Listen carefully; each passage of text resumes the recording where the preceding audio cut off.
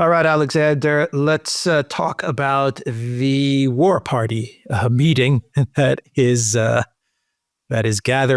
taking place and has taken place in Paris. Macron called this meeting after the Munich Security Conference, after the statements from the speech from J.D. Vance, after the revelation that Rubio and Lavrov had held a phone call that a peace summit was being prepared in Saudi Arabia, that by the end of the month, most likely we would see Trump meeting with Putin, the normalization of U.S.-Russia relations, and the statements from Vance, from Hegseth, from Trump himself, which is that the U.S. is effectively pulling out of the Project Ukraine game. They're not interested in boots on the ground. They're not interested in security guarantees. They're talking about 50% of the rare earth minerals, but we all know what that means. I think everyone understands what's going on with all of that rhetoric. Macron, I think Macron is finally, it's hit him that they're in trouble. Yes. They're in trouble, that they've been played. They've been distracted. They were in Munich talking about delivering a defeat to Putin and to Russia, while the United States and the Russians have been moving forward very quickly towards a meeting. So we have Paris, we have all of the big names in Europe in Paris to talk about, as Hungarian Foreign Minister Peter Szijjártó said, about sabotaging peace. And that is what Szijjártó of Hungary, the foreign minister, has come out and said. And he knows these guys. He works with them. He talks with them every day. He understands exactly what they're trying to do. They're trying to sabotage peace. And I think we got the biggest hint of the goal to sabotage any type of rapprochement between Russia and the United States in the form of Keir Starmer's article in The Telegraph. What are your thoughts? Absolutely. It's an incredible article. He still talks about Ukraine being on an irreversible path towards NATO. He knows perfectly well that the Russians have said that is unacceptable and is a red line. He also knows perfectly well that Trump has ruled it out, but nonetheless, Keir Starmer insists that it is going to happen. And he is now talking about sending British troops to Ukraine as part of the peacekeeping force after an agreement has been reached. And again, he knows perfectly well, or at least one assumes that he knows, that this is something that the Russians have said is unacceptable and which the Americans have made clear that they're not prepared to provide guarantees for. I mean, this has been absolutely clearly said, but Starmer continues to talk in this way. He's trying to get the other European states to go along and also support this peacekeeping force, which would be a war-fighting force, to be clear about this, in Ukraine. Szijjártó is absolutely right. What this meeting in Paris is all about is the Europeans, and we really do have to talk about the Europeans, because there are some European countries, Hungary, Slovakia, perhaps before long Romania, if and when Georgescu becomes president. There are a few European countries that are still resisting and opposing this war policy. But the European leadership overall continues to be 100% committed to it. What they are trying to do, they are shocked that the Americans and the Russians are negotiating. They're shocked that they have been excluded from the negotiations. They are shocked about the fact that they were played by the Trump people. They spent all their time talking to Kellogg, and they discovered that Kellogg isn't even the main negotiator. And as Kellogg has himself now said, that Kellogg's job was to talk to the Europeans and to the Ukrainians, and it was for other people to talk to the Russians. So I mean, so the Europeans are shocked by all of that, because they were hearing all sorts of lullabies. Did we call that? We called that. Exactly. I mean, they were hearing all kinds of lullabies and songs and other things from Kellogg about more sanctions and all out economic war on Russia and all of that. And they discovered now that there was no reality to all of this. So they are shocked and horrified. They see Project Ukraine collapsing. They see the Americans and the Russians preparing to come together and to reach not just understandings about Ukraine with each other, but understandings on many other matters also.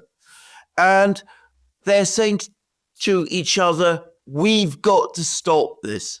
We've got to stop this process in its tracks before it developed. We've got to come up with all kinds of ideas that are going to wreck negotiations. So peacekeepers, NATO membership for Ukraine, more sanctions. I've heard reports of stories about war crimes tribunals to prosecute Putin himself. All of this sort of thing is going to be pushed by the Europeans with even more frenetic energy over the next couple of weeks for one purpose, ultimately, to prevent these talks, these negotiations taking place. And the concern is not just Ukraine and keeping the war going and keeping Project Ukraine going, but to prevent the Americans and the Russians coming to an understanding which might make it possible for the Americans to leave. Because this is to leave Europe, because this is the ultimate European nightmare. And we're going to hear all the war talk. We are hearing all the war talk coming out. We're going to have more and more statements and more policy decisions. And we're going to see these they're going to try to play this out in Germany where there are, of course, elections coming. And we're going to see Macron and Starmer coming together increasingly, the ultimate war party, working with Ursula and the Greens in Germany and all of those people to try to keep this war going, because they need the war. They need to continue the war in order to keep the Americans and the Russians apart. This is what it is all about now. It's no longer about regime change in Moscow. It's no longer about breaking Russia or, cratering Russia's economy or destroying its army or any of those things. They need the overriding priority is to stop the Americans and the Russians coming to an understanding which would allow the Americans to exit Europe. That's it. What has become of the European leaders? What has become of them? With the United States possibly disengaging from Europe, for the Europeans, I imagine their fear is that with the U.S., so goes the money and the power. I mean, that is what it is really all of about: the U.S. money and the power that having the U.S. Bogged down in Europe forever gives them. Forever. So they can't risk any type of dialogue between Russia and the United States. They're going to do everything to sabotage it. What do you think about that statement? And a follow-up question is, how worried are you as to what Europe and the EU and the UK are capable of? I mean, how far will they take this? We could talk about false flags. You talk about peacekeepers as a type of tripwire. That's what you're saying. Yeah. Peacekeepers as a type of tripwire in order to get some sort of a Russia-Europe war, which would then commit the United States. I mean, how crazy are the leaders in Europe when it comes to trying to keep the United States bogged down and invested in Europe? How far will they take this? Right. And the first thing to say, I was going to quickly say that before I get into more details, there is no limits to their craziness and their folly, and they will take it as far as they possibly can, and then they will try to go further still.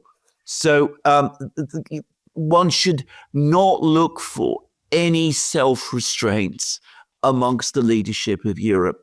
Now, going back to what you said, you're absolutely right. They've been coasting for decades on the back of American power. Britain and France, especially to some extent Germany, to a great extent Germany, have been able to go around the world, pretend that they're still important powers, British especially, the French also. The French have been able to run a kind of neo-colonial empire in West Africa. The British have been able to present themselves in China and all of these places and pretend to the world that they're still important and they're still a great power. And they're not objectively great powers anymore. They haven't been that for a long time now. But they've always been able to say to themselves and to others, we have the Americans behind us. So because the United States is a great power, because recently it was the American hyperpower, during the unipolar moment, it meant that British foreign secretaries and French foreign ministers were able to, stride around the world, pretending that they were important, and at the same time being treated by third parties, in Riyadh and Beijing and wherever, as if they actually were important. Now the Americans are going, or at least they say they want to go, and that whole pretense is going to be pulled away. And if the Americans do go, the world will see Britain, France, Germany as what they really are, exhausted middle rank countries, middle rank economies, technologically behind, far behind where the Americans and the Chinese are, behind where the Russians are, by the way, also, with stagnating living standards. They're going to see them in a completely different way. The Europeans sense that, the Europeans know that, and the single thing that terrified them most, the single comment which I think scared them more than any other over the last week, was one that Pete Hegseth made, which is that the Europeans cannot expect the Americans to remain in Europe forever. In other words, Hegseth is looking forward to the time when the Americans, with their money and with their power, go.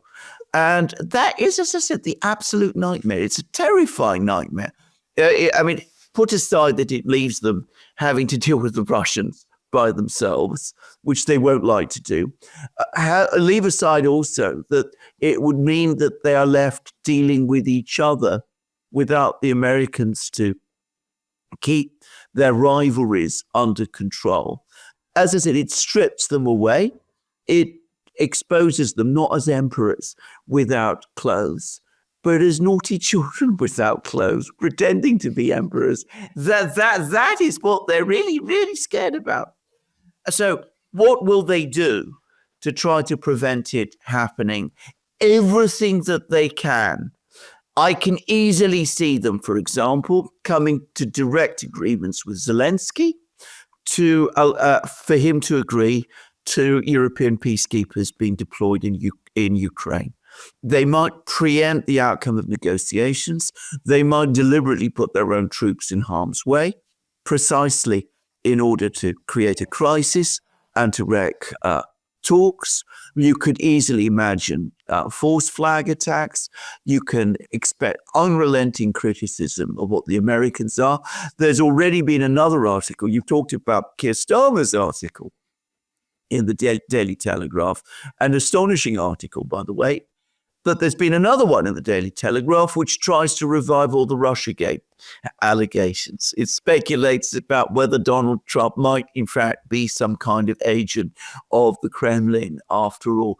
So you can see how they're going to pull every stop to prevent this ultimate nightmare happening. And they're all going to meet together. Well, they are meeting together. And they're talking about this with each other, and they're planning what they can do.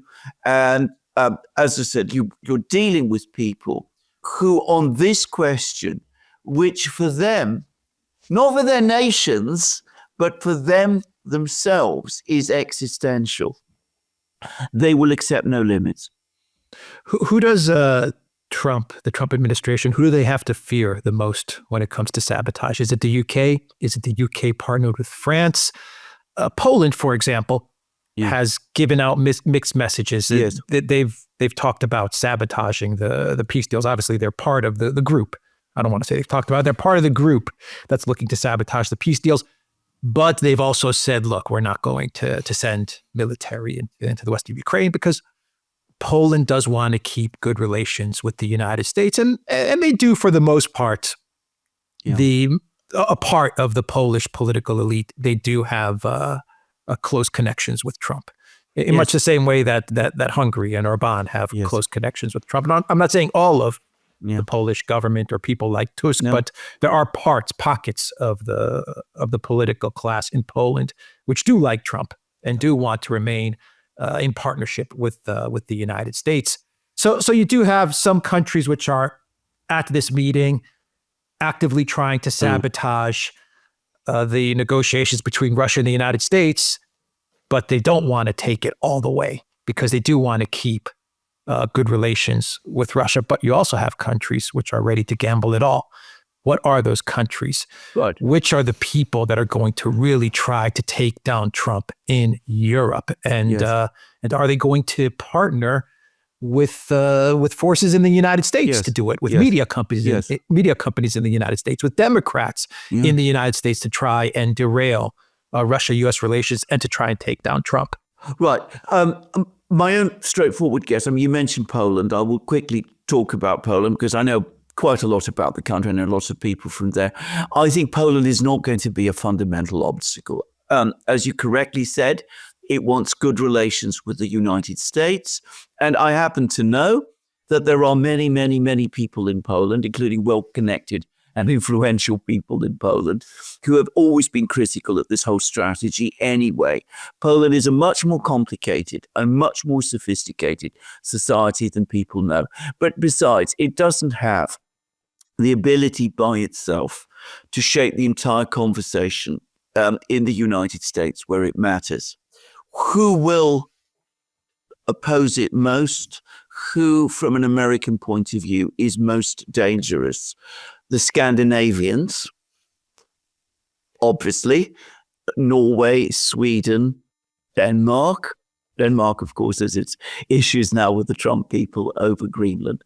But Sweden has now evolved into an extraordinarily anti-Russian country, and it's furious with the US, and it could be a problem. Obviously, the European Commission, Ursula and her sidekicks, and her various lackeys across Europe, including in Germany as well, but above all, the British. And the British are going to be a significant problem because the political class in Britain and the deep state in Britain are fully unified behind the anti-Russia, keep the Americans in policy. For the British, it is even more existential to keep the Americans in than for any other European country. Remember, it was Lord Ismay, who was a Briton, a British official, who back in the 1940s spoke about NATO being about keeping the Americans in, as well as the Russians out and the Germans down. The British, more than any other country, because they claim to be America's closest ally, have been able to trade and, put on a show on the back of American power. The British, in their own self-conception, are part of this Anglo-American Five Eyes type complex. And of course, there is the Five Eyes. They do have the connections with the intelligence community in the United States. They do have their friends in the media, in the Democratic Party, in the Republican Party, at many, many levels in US society. There are still Americans who come to Britain for Rhodes scholarships and things like that, which, remember, Bill Clinton did. So the British still have influence in Washington, which they will play. And of course, they have the same language as the Americans do. The British can sound sometimes very fluent and very plausible. They're trained in debate and all of that. They can say the most idiotic and absurd things, and they can still manage to package them to sound convincing. So the British are going to play this constantly and relentlessly. We saw the role the British played in Russiagate. It's the British that the Americans have to worry about most, or at least the Trump people have to worry about most. Yeah, I was going to mention the Five Eyes and the role that they played in Russiagate. So, Yeah. I mean, this is not going to be Trump's first No.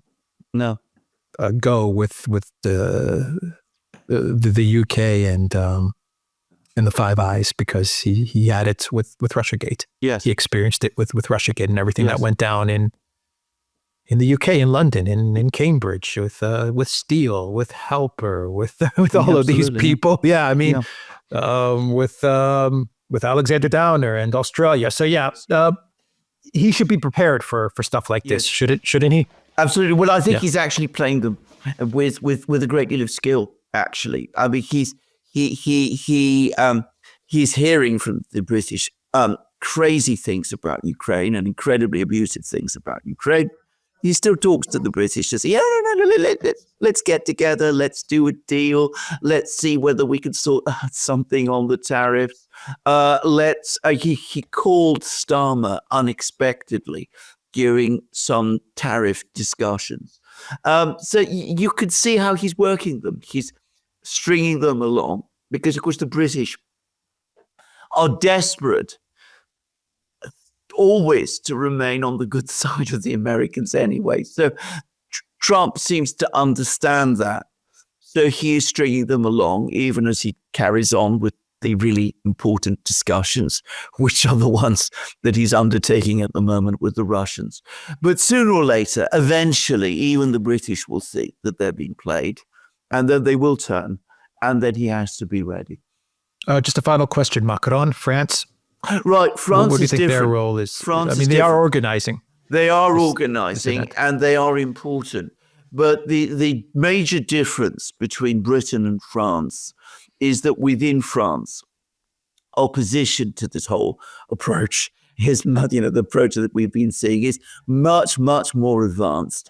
And there has always been a current of opinion in France, which says not only was getting involved in Project Ukraine a disastrous idea right from the outset, but France should try and return to its Gaullist past, actually welcome independence from the United States, start to forge its own policies and its own friendships around the world, and obviously work to maintain good relations with the United States, but not adopting this kind of slave mentality that all of the other Europeans have. So Macron himself, he's obviously fully committed to Project Ukraine. He's fully committed to more, Project Europe, which, by the way, means Project EU. He talks about more Europe always as the solution to every problem. He wants to talk about European armies and all of these fantasies. He still wants to talk about all of those things. He is a problem, but he's not the only political figure in France, and he's deeply unpopular. And there are others who, in France, who could potentially take a completely different approach. The same is true in Germany. I mean, the United States, the political class in the United States, the Democrats, the deep state in the United States has had many, many allies in Germany for a very, very long time. As we know, they basically run the media there. But in Germany also, there is now opposition. There is now criticism. There is the AfD. There is Sarah Wagenknecht. There are people like that who are speaking out. The difference with Britain is that there is no one really like that in Britain for the moment. Dominic Cummings, who speaks Russian, by the way, and knows Russian, he has suggested an alternative approach in the past, though absolutely not from an anti-American position. And I want to stress that. And Nigel Farage has published, or DC published, I think, 2 articles in the Telegraph in which he said it's absolute nonsense to say that this war in Ukraine was unprovoked. Of course it was provoked.